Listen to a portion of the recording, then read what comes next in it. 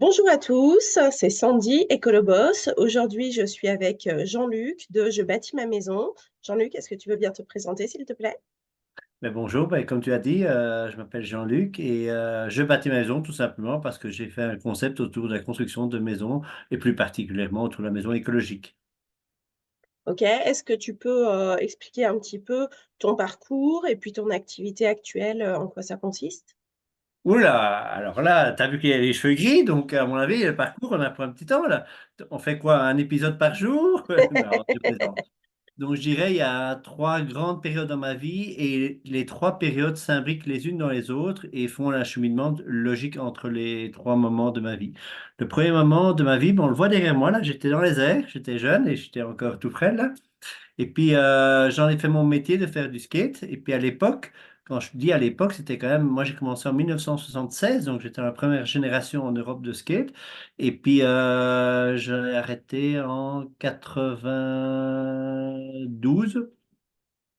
Et l'idée, c'était de faire le sport, mais en même temps, on a évolué, on essaie de comprendre les choses. Donc, il y avait déjà une partie de compréhension. Une fois que tu avais compris comment est-ce que tu pouvais le transmettre aussi aux autres, parce qu'on progressait tous en groupe. Et en même temps, il n'y avait pas d'infrastructure. Donc, j'ai commencé à ce moment-là à construire aussi des pistes de skate. Les pistes de skate, c'est une forme arrondie et c'était en bois. Donc, on verra que plus tard, ce cheminement du bois était intéressant. Dans mon cursus scolaire, j'ai voulu être prof de gym et puis pour finir, à cause des aléas de la vie, ça ne s'est pas fait.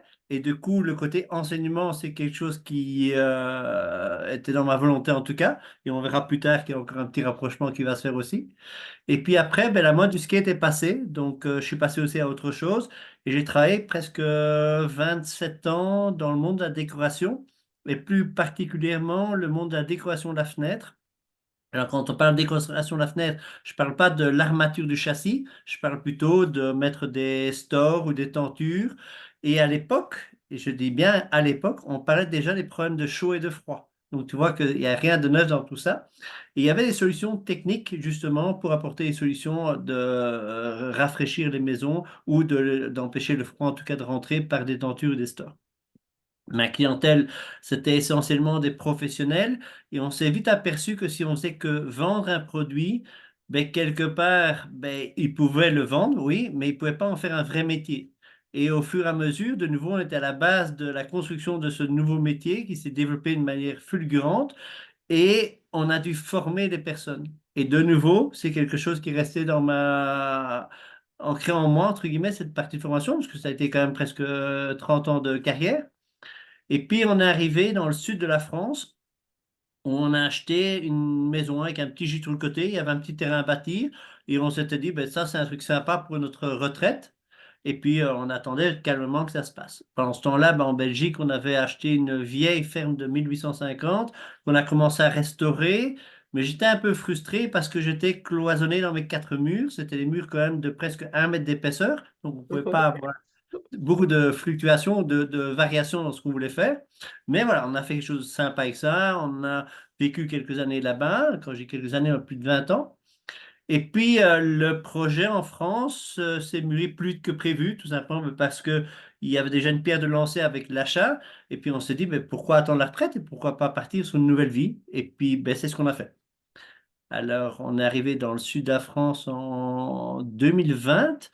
Et puis là, les choses sont vraiment accélérées. Alors, pendant la période où j'ai donné mon préavis, on a commencé à bien réfléchir au projet de construction qu'on voulait faire parce que malgré mes cheveux gris, je suis encore très jeune par rapport à la retraite en Belgique. Chez nous, c'est 67 ans, donc j'ai encore un peu de temps. D'accord.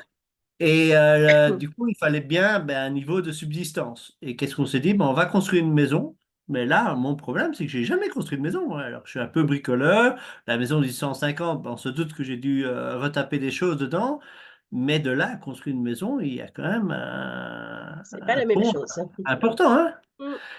Et du coup, là, je me suis entouré de deux, trois personnes et je me suis dit, tiens, pourquoi est-ce que j'allierais pas tous mes anciens métiers?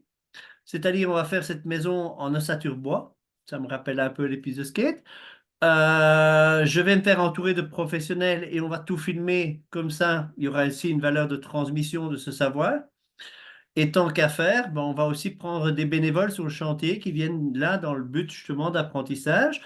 Et après, on fait, tu vois, les petits livres qui existent, faire la cuisine pour les nuls ou ci et là. Et moi, j'aurais fait un truc, la construction pour les nuls, puisque je l'ai fait, ben, vous pouvez le faire aussi. Et puis, j'ai un Canadien qui m'a dit une remarque mais très pertinente. Il m'a dit, quoi que tu fasses dans la vie, 80% c'est la préparation et 20% c'est l'exécution.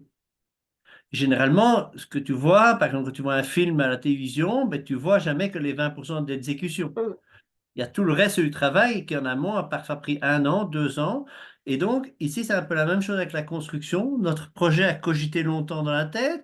Puis après ça, on a dû voir quels matériaux, où les acheter, quel professionnel prendre avec soi pour aller dans cette phase et commencer à mettre toute la machine en route.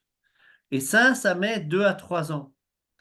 Et avec la réflexion du Canadien, j'avais un autre problème, moi, c'était un problème de morale ou d'éthique.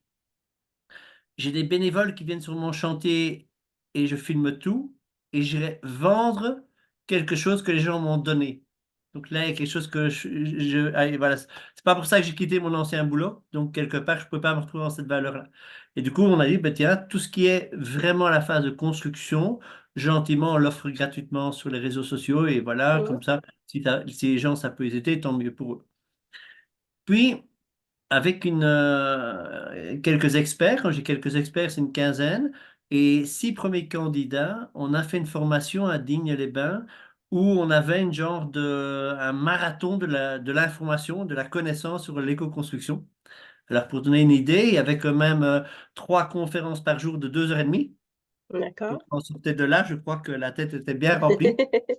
Et puis, on a voulu que les gens, les premiers apprenants, soient représentatifs de monsieur et madame tout le monde. Donc, il y avait 3 dames, 3 hommes, il y avait des plus jeunes, des plus âgés, des projets divers et variés. Ce qui fait que les gens qui allaient utiliser après la formation en ligne pouvaient s'identifier à une des personnes de la formation.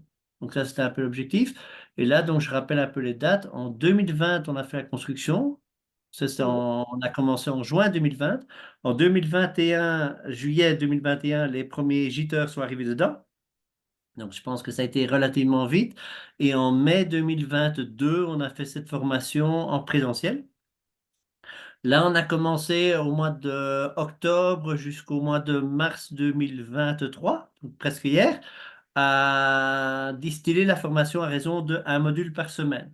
Et D'accord. là, on s'est aperçu des petites carences ou des petits manquements. Par exemple, il y a un élève qui m'a dit, c'est dommage que tu n'as pas parlé des zones radon, parce que les zones radon, c'est presque 25% du territoire français qui est concerné par ça. Est-ce que c'est bon? Est-ce que c'est pas bon? Est-ce qu'on peut acheter une opportunité, acheter un terrain bon marché parce qu'il y a du radon? Qu'est-ce qu'il y a à faire pour pas que ça mène le cancer dans notre famille, puisque c'est pas le but du jeu non plus. Et du coup, on a rajouté des modules. Du coup, on est arrivé, je crois, on est à 25 experts pour l'instant. Et je me suis aperçu d'un autre problème, et ça, ce n'était pas un problème de ma formation, c'est un problème de formation de manière générale en France. 90% des gens qui suivent une formation ne vont pas jusqu'au bout. Ouais. Et généralement, c'est parce que c'est financé par le compte CPF, donc c'est pas eux qui ont payé. Donc on s'inscrit, puis ça ne nous intéresse pas vraiment, donc on ne va pas jusqu'au bout, c'est pas grave. Et ça veut dire aussi que si on laisse les gens seuls ou livrés à eux-mêmes, généralement, s'ils ne sont pas accompagnés, comme on faisait quand on était du temps de l'école, ben là, à ce moment-là, il n'y a pas cette envie d'aller au bout, même si le projet nous intéresse vraiment. Parce que le lendemain, sur les réseaux sociaux, on voit une autre nouvelle, un autre type de construction, et du coup, le soleil brille par là, puis le lendemain, on va par là, et puis on part de tous les côtés, mais on part nulle part, en fait. Oui, ça, c'est affreux, l'attrait de l'objet brillant, Voilà. c'est Et du coup, quand j'ai compris ça, je me suis dit, là, il faut arrêter tout. On ne vend plus rien en formation à l'heure actuelle et on se repositionne pour pas le contenu, mais peut-être la forme. Et surtout peut-être le livrable. Livrer quelque chose où les gens sont livrés à eux-mêmes ne fonctionne pas. Donc, si ça fonctionne pas chez les autres, je vois pas pourquoi miraculeusement ça fonctionnerait chez moi. Donc, il faut changer la méthodologie. Il y a quelque chose en France qui est pas mal. Et quand on voit une formation où il y a ce logo, ça veut dire beaucoup de choses pour moi maintenant. Calliope. Alors, Calliope, c'est quoi? C'est qu'est-ce que je dirais? C'est un gage de qualité dans le sens où l'organisme de formation est responsable de votre réussite. Et ça change Mmh. tout. C'est que nous devons nous justifier de chaque cas d'abandon d'un élève. S'il y a trop d'abandon et qu'on n'arrive pas à se justifier, on n'a plus le label Calliope. Et ça D'accord. change énormément de choses dans la philosophie.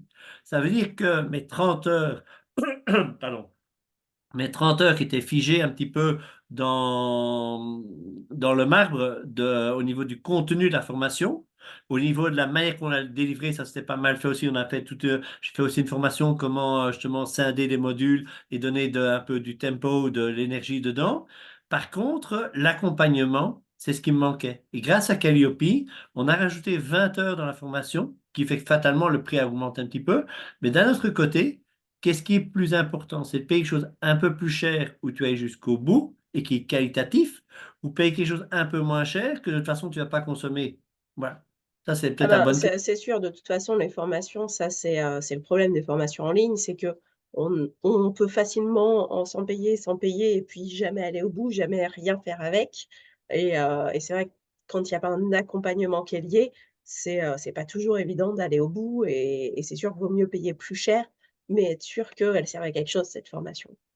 Tout à fait. Et du coup, on s'est dit l'idée suivante, on part d'une feuille de papier et pas d'un programme informatique type SketchUp ou quoi que ce soit. On va dessiner une belle maison et tout ce que tu veux dès le départ. Une simple feuille de papier et un crayon. Et on va commencer par construire son projet, mais pas à pas. Et avec la méthode qu'on en a fait, au bout de 2 mois, au niveau intellectuel, toute cette partie-là est fermée. Donc, tu as vraiment ton dessin de A à Z. Maintenant, si tu veux aller jusqu'au permis de construire et la construire toi-même, tu as les ingrédients qu'il faut. Parce que là-dedans, on rajoute du réseautage. Parce qu'une fois que tu as la connaissance, si tu n'as pas le réseau avec les bonnes personnes, ben, ça ne sert à rien. Par contre, dans la construction écologique, il y a plein de techniques de construction différentes. Et ce que nous, on a fait, c'est qu'on t'a éveillé les papilles pour savoir quelle technique pourrait t'intéresser le plus, comment la mettre dans ton projet, est-ce qu'elle est dans ton budget, comment financer le tout. Et ça, c'est bien orchestré. Et une fois que ça c'est fait, tu vas commencer à devoir t'étoffer. Et ce que nous, on conseille, si les gens sont intéressés par faire ne fût-ce qu'une partie eux-mêmes en autoconstruction après ce qu'on appelle le premier œuvre. Premières œuvres, c'est quand la maison a déjà des fondations, des murs, un toit, des fenêtres. Là, à ce moment-là, on est ce qu'on appelle en clos fermé, donc on est à l'intérieur. Si en plus elle est coupée du vent, ben à ce moment-là, c'est ce qu'on appelle le premier œuvre fermé. D'accord. Hors d'eau, hors d'air, voilà. Et du coup, là, c'est quelque chose de plus facile parce qu'on est déjà à l'intérieur, on n'est pas soumis aux intempéries. Et puis, généralement, les travaux sont beaucoup plus longs en main-d'œuvre, mais relativement faciles en exécution. À partir du moment où on n'est pas tout à fait avec deux mains gauches. Et si on a avec deux mains gauches, c'est pas très grave non plus, parce qu'on peut se faire entourer, par exemple, d'un professionnel et de plusieurs bénévoles qui viendraient apprendre aussi une technique sur place. Maintenant, si on veut faire tout par des entreprises, ça ne change absolument rien. On continue la formation. La seule différence, c'est que quand on ira discuter avec euh, l'architecte ou avec un thermicien ou quoi que ce soit, on dira voilà ce que l'on veut et voilà ce qu'on ne veut pas. Si on va voir un constructeur de maisons qui a l'air magnifique, des belles structures et tout ce que tu veux, et il dit mais vous vous occupez de rien, on fait tout à votre place. Et puis, on pose quand même naïvement, deux, trois questions en disant, tiens, l'isolation des murs, ça fait avec quoi? Ah, ben, c'est avec du polyester. Pas mal, hein? Encore un dérivé du pétrole. Donc, c'est vraiment pas ce qu'on voulait, puisqu'on voulait un peu des matériaux un peu plus écologiques.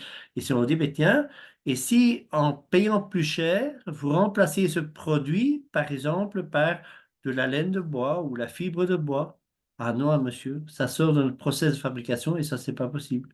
Et du coup, je pense que la formation, si tu vas aller vers ce genre de gens-là après, ça n'a pas de sens. Il faut que tu Oui, ailles vers un artisan et cet artisan va écouter ce que toi tu as envie de mettre dedans. Et c'est seulement à ce moment-là que tu as un bon dialogue. Mais comme tu sais de quoi tu parles, puisque tu es maintenant un peu formé, ben, l'avantage, c'est que vous avez un dialogue et pas un monologue. Et tu vas pas subir la maison que la personne veut te vendre ou te construire. Tu vas acheter ou tu vas faire construire la maison de tes rêves et la maison que tu as vraiment envie de vivre dedans Alors, de nouveau, moi, je suis dans une philosophie peut-être un peu... Pour moi, quand on me pose la question, c'est quoi l'écologie? Ouais, mais c'est parce qu'il va prendre des matériaux naturels et tout ça. Mais je pense qu'il y a un peu plus que ça. C'est déjà la première chose. Quelle maison j'ai besoin? Quels sont mes vrais besoins d'ailleurs? Mais pas les miens. Quel est le vrai besoin de mon épouse ou de mon mari? Quels sont les vrais besoins qu'on a dans 10 ans, dans 20 ans, dans 30 ans? Mmh. Est-ce Après qu'on les doit... besoins en plus, ils changent parce que là, par exemple, moi j'ai 2 enfants qui sont jeunes, donc forcément j'ai besoin d'avoir, chambre pour les enfants aussi, mais dans 20 ans, ils seront partis de la maison donc j'aurai Et plus donc, forcément les mêmes besoins. la seule question, c'est quand tu démarres dans la vie, on démarre à deux, puis après, comme tu l'as dit, il y a des enfants, et après, les enfants grandissent et partent plus loin. Mmh, Donc, il y a deux possibilités. Ou c'est nous qui allons à chaque fois, à chaque étape de la vie, changer de lieu de vie. Ça veut dire aussi d'environnement. Soit c'est la maison qui doit s'adapter à nos habitudes. Et comme ça, on ne change jamais nos habitudes à nous. Et donc, ça veut dire que dans la conception de la maison, on va déjà réfléchir à comment elle va vivre les 20, 30 prochaines années. J'ai vu un exemple un jour sur Facebook, une photo qui a été critiquée, mais tu ne pourrais pas imaginer le nombre de personnes qui se sont moquées de cet artisan. Il y avait une fenêtre, porte-fenêtre dans la ouais. toiture, c'est une toiture en classique, et en plein milieu de la façade, il y avait une porte-fenêtre, et qui menait sur rien. Et il y a tout le monde qui a été critiqué, mais enfin, quel con, il a oublié son escalier, ou t'entends un tas de propos. Mmh, Et moi, j'ai dit, mais ce mec, c'est un génie. En fait, ce qu'il a fait, il a mis ses enfants à l'étage, et quand les enfants étaient plus grands, il a déjà prévu l'accès pour plus tard mettre un escalier pour faire un studio séparé. d'accord. Ce mec est un génie. Ouais, bah, oui, c'est super. Et ce mec a été critiqué par tout le monde parce que personne n'a vu la clairvoyance qu'il avait, parce que ce n'est pas nos habitudes. Mmh, Et ça, je pense qu'il faut changer un peu. On a appris plein de choses et on s'aperçoit que c'est pas tout à fait vrai tout qu'on fait. Eh bien, je pense que maintenant, on doit changer aussi nos croyances et penser autrement. Et je pense que dans l'écologie, la première chose, elle est là. C'est nos vrais besoins, court, moyen, long terme. Et de cette manière-là, les projets sont finançables aussi. En France, tu as encore quelque chose mais qui est massif. Et quand je dis massif, c'est gigantesque. C'est les maisons plein pied, que je peux tout à fait comprendre, avec des combles perdus. mmh. Ouais, ça, il y en a beaucoup encore. Ces combles Même s'il y perdus, en a bah, beaucoup qui depuis ont réaménagé les combles, il y en a encore beaucoup avec des combles perdus. oui, quand c'est faisable, parce que si Oui, tu as une simple, ce qu'on appelle les petites fermettes, tu peux mmh, pas monter là-dessus. Donc là, c'est fini. Par contre, dans la maison, il y a une pièce magique, sur une maison de 100 mètres carrés, il y a une pièce magique qui s'appelle garage et qui a plus de 20 mètres carrés. mmh, La suite parentale, waouh, ça c'est le beau mot à la mode quand tu écoutes l'émission de Stéphane Plaza. Et cette suite parentale, elle fait généralement 12, 13, 14 mètres carrés, un dressing de 2 mètres carrés, une salle de bain peut-être micro 4-5 mètres carrés. Tout compte fait, le garage est presque plus grand que la suite parentale. Et qu'est-ce qu'on fait dans le garage? Pratiquement jamais mettre la voiture. On l'utilise comme espace de... stockage. Donc, quand les gens me disent que le bâtiment est cher, moi je dis il n'est pas assez cher. Parce qu'on peut encore maintenant mettre 20% de la maison pour le garage, Mmh. pour du stockage. Si on met un cabanon dans le fond du jardin pour mettre la tondeuse, c'est très bien aussi. Combien coûte ce cabanon? Quelques Beaucoup euros. moins cher. Voilà. Et si on veut l'espace de stockage, eh bien, même si on veut des petites fermettes bon marché, tout ce que l'on veut, au-dessus d'un endroit, ben, on ira mettre une vraie charpente pour pouvoir faire une genre de petite mezzanine qui servira plus tard peut-être de chambre, qui en attendant sert de lieu de stockage. Et même si le grenier, on ne veut pas l'aménager aujourd'hui, eh bien, le lieu de stockage est déjà prêt. Donc, ça veut dire qu'on a payé peut-être un peu plus cher pour mettre des vraies charpentes et faire une mezzanine qui ne sera pas aménagée aujourd'hui, mais l'espace a déjà été prévu. Et je pense que c'est ça l'intelligence. Par contre, ma construction, au lieu de construire 100 mètres carrés, j'ai plus que construire que 80 mètres carrés. Et je te donne en mille, les économies qu'on vient de réaliser ont Non, mais payé c'est sûr, ouais. tout l'eau. Mmh. C'est une autre manière de penser. Alors, les gens disent, oui, mais à court terme, oui, mais on est mieux au rez-de-chaussée. Mais tu seras toujours au rez-de-chaussée. Et qu'est-ce qui est jeune et courageux? C'est les enfants. Eh ben, on mettra les enfants à l'étage, ça sera bien. Et si on loue plus tard un studio, ben, on a déjà prévu une entrée indépendante. Maintenant, ça, c'est ma solution. C'est pas la solution de mes élèves. Mmh. Et chaque cas est différent. Donc, quelque part, le projet, je l'autoconstruis dans la conception avec eux, mais c'est leur projet. Moi, je ne dois pas servir d'influence. Je dois juste leur donner peut-être les petits bons conseils au bon moment, juste pour débloquer une situation, et après, ils partent de l'avant. Super. Donc j'aimerais du coup revenir sur, quelques points, donc juste pour que ça soit clair. Donc d'abord tu as, construit ta maison, qui en fait, c'est un gîte du coup Oui, et ensuite dans un deuxième temps, même si l'idée était peut-être déjà là dès le départ, vu que dès le départ tu as filmé, partagé sur les réseaux, ensuite donc après la mise en place des gîtes, tu as lancé ta formation, qui est basée surtout sur la question de la conception de la maison et pas de directement la bâtir. C'est vraiment la tout à fait. conception. OK. Donc tu m'as parlé de Calliope. Est-ce que les démarches pour être, Calliope, ça a été simple, compliqué? Qu'est-ce que ça a dû, parce que du coup, tu as dû Alors, rajouter de l'accompagnement, ça c'est pour ce que tu as dû changer à ta formation. Mais sinon les démarches en elles-mêmes, est-ce que, les démarches sont, franchement, elles sont faciles. mmh, Ben oui, il faut travailler un petit peu parce que je l'ai passé aussi au bon moment. Maintenant, ils viennent de changer toute la réglementation ah, et qui fait que tu es obligé d'avoir maintenant une formation à présenter. Quand moi j'ai été, je devais présenter la structure de ma formation, mais pas le contenu. Mais maintenant, mmh, il doit y avoir le contenu avec. Donc, c'est un peu plus exigeant que quand moi je t'ai passé. Mais comme moi, toute la formation était déjà faite, moi, ça n'aurait rien changé. Et je reviens peut-être sur un parallélisme. On entend beaucoup maintenant qu'il y a eu des changements dans la façon de construire une maison, tout simplement à cause d'une loi qui s'appelle Climat et résilience, mmh, où là-dedans, il y a eu plusieurs phases, et notamment une phase qui est maintenant la réglementation RE 2020, et qui impose un tas de choses aux fabricants. Les gens qui font une maison en ossature bois avec des matériaux naturels n'ont absolument rien changé dans leur méthodologie parce qu'ils étaient déjà en accord avec cette réglementation-là. Eh ça bien, c'est c'est chouette. exactement la même chose avec Calliope. Si ta formation a déjà été structurée de manière logique, à part quelques virgules à changer à gauche et à droite, tu n'as rien changé. Ce qui a changé, effectivement, tu l'as bien dit, c'est l'accompagnement et c'est la manière de structurer l'accompagnement. Mmh, Et du coup, là, il y a eu un énorme travail. Mais sur le fond de la formation, j'ai absolument mais rien changé de rien changé, hein. OK.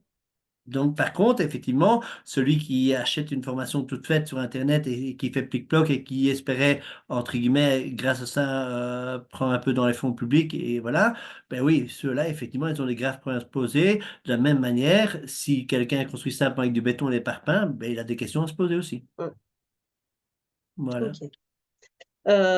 Aujourd'hui du coup, donc je sais que tu as une chaîne YouTube. Est-ce que c'est principalement comme ça que tu trouves tes clients ou est-ce que tu as d'autres, façons de communiquer?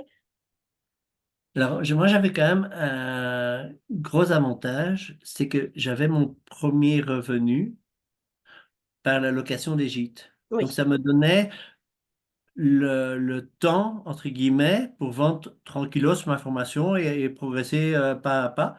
Et il n'y avait pas cette pression, entre guillemets, ben, il faut absolument faire la publicité partout et tout ce que tu veux.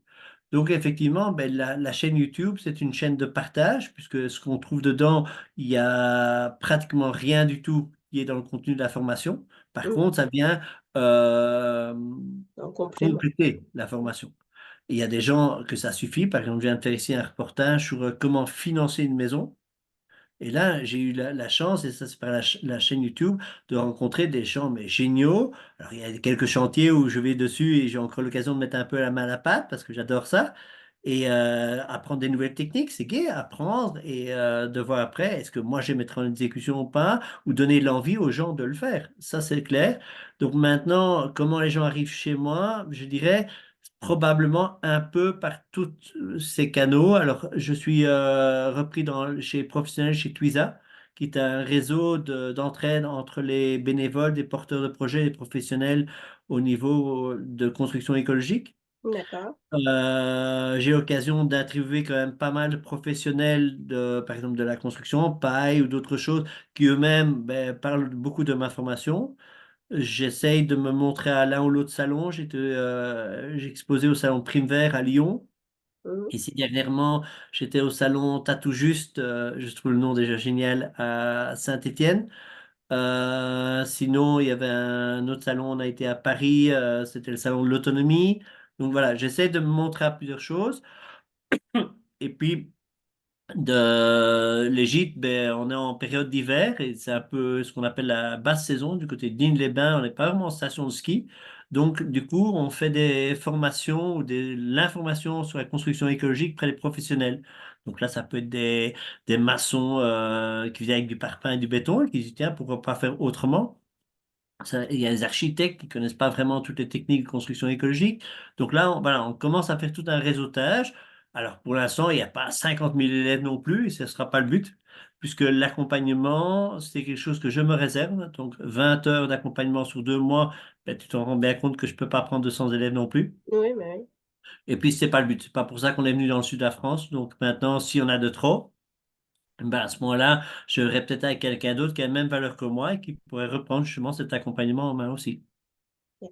Mais du coup, c'est vraiment chouette parce que tu équilibres, entre, formation, gîte et cetera. Ça permet de lisser les revenus, là où justement le gîte, c'est quelque chose d'assez saisonnier.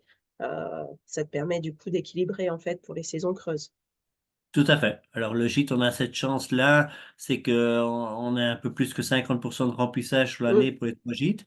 Donc, on aimerait bien atteindre les 60%. Donc, on remonte un petit peu. Et puis, effectivement, de mettre quelques heures en plus de formation avec l'accompagnement, quelques heures où j'ai les professionnels qui viennent. Et ben, surtout, on est dans le sud de la France pour profiter de la vie, profiter de cette belle nature qu'il y a autour de chez moi. J'ai une multitude de montagnes de basse altitude, parce moi je suis ici à 800 mètres et à plein de montagnes autour de chez moi à moins de 2000 mètres. Donc là, c'est accessible à monsieur et à tout le monde. Et vu mon grand âge, ben, voilà, je ne suis pas non plus capable de monter sur le Mont Blanc. Donc voilà, je m'y amuse et c'est ce qu'on veut faire, c'est apprendre à prendre du temps. Ce que je ne faisais pas dans mon ancien métier, en tout cas. Ouais, c'est moi, je trouve que c'est une chouette phrase, pour finir. Est-ce que tu aurais un conseil à donner à quelqu'un qui voudrait se lancer?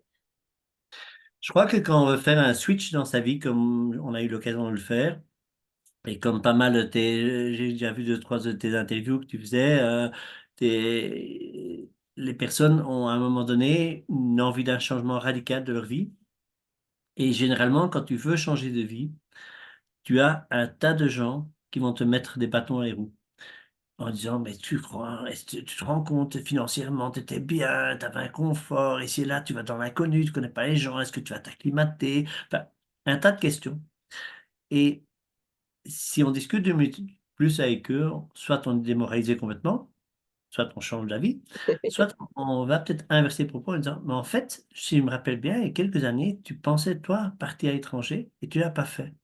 Et tu es en train de me faire porter toutes tes valises que tu n'as pas prises un jour. Et tu sais quoi? Garde-les chez toi. Ils sont encore dans ton armoire, ils sont dans ton garage probablement stockés quelque part. Et moi, je vais avoir peut-être le courage ou le franc de le faire. Et si jamais ça marche pas, tu sais quoi? Ben, je reviendrai. Alors oui, on peut avoir des regrets, certainement. J'ai 2 filles qui sont restées en Belgique, bien entendu, et je préférais les voir plus souvent. Mais avant, on se voyait beaucoup, mais il n'y avait pas de qualité. C'était un Oui. bonjour, au revoir, c'était tout. Et là, ici, on se voit moins, et je trouve que j'ai des rapports, je pense, plus profonds maintenant avec mes enfants qu'avant. Et puis, voilà, eux ont leur vie aussi, ils ont leurs enfants aussi, ils ont leurs compagnons. Donc, quelque part, bon, on a fait chacun un peu notre chemin de vie. Et je pense qu'à l'heure actuelle, si tu as vraiment une envie très forte de faire quelque chose, crois en tes rêves et fais-le. C'est tout. Il n'y a rien qui Ben, doit t'arrêter. Rien. Eh ben, merci beaucoup Jean-Luc. Du coup, je mettrai, les liens, en description. Donc, ta chaîne YouTube «Je bâtis ma maison», c'est ça? Oui. Le site internet aussi et puis, pour tes gîtes, ça s'appelle comment le Alors, on a aussi les Belges, ils détestent les jeux de mots. Vous avez trouvé qu'il y a encore cet accent belge qui est là, hein. Alors, on l'a appelé Alt, R, Ego, quelque part parce que ça nous ressemble. Et ce qu'on dit gentiment aux gens qui viennent au gîte chez nous, c'est Alt, ils viennent faire une halte, le temps chez nous, un petit moment de répit. R, parce que voilà, dans le sud de la France, il paraît que l'air est bon, surtout dans les Basses-Alpes. Et puis Go, parce qu'il y a suivant qui doivent arriver. Donc Alt, R, Go. Et puis, le slogan qu'on a pour le gîte, c'est, ça je pense c'est vraiment peut-être le dernier mot de la fin, c'est bien plus qu'un lieu de vacances. Donc on a voulu évidemment en faire un lieu de vacances. On est fortement sensibilisé, mon épouse et moi, à la personne handicapée. Je dis bien handicapée spécialement et pas en situation de handicap, parce que quelqu'un qui n'a plus ses jambes n'est pas en situation de handicap, il est handicapé. oui, En situation de handicap, j'ai un pied cassé aujourd'hui, je suis en situation de handicap. Je crois que ça, c'est déjà une bonne chose. Par politesse, je pensais qu'il fallait dire ça aussi. Et les handicapés, ça les blesse quand tu dis ça. Donc, il d'accord, faut pas avoir peur des mots. On peut dire qu'ils sont handicapés. Et ce qu'on propose aux handicapés, c'est un moment de répit pour eux et leur famille, avec des associations locales où à un moment donné, ben, ils peuvent dire, allez, là, on peut y aller en vacances et on peut aussi souffler nous. Et ça, je trouve ça c'est génial. On essaie aussi que le lieu soit un lieu d'exposition pour de jeunes artistes. Alors, au lieu d'acheter mes décorations, c'est bien plus simple. Je demande aux artistes de venir exposer chez moi. En même temps, ça leur permet de vendre quelque chose. Et plutôt que d'être stockés chez eux entre deux expositions dans un garage, ben, au moins, ces pièces, elles vivent. Et ça, c'est tout l'intérêt de ce lieu. Donc, ça sert de lieu de formation aussi. Donc, tu vois que quand j'ai bien plus qu'un lieu de vacances, je crois que ce ouais. n'est pas lésiné sur les mots. Voilà. Eh ben, merci beaucoup. Au revoir tout le monde. Pensez à mettre un petit j'aime pour donner de la visibilité, à cette vidéo et donc à Jean-Luc et ciao, ciao! Ciao, bonne journée à tout le monde. Au revoir.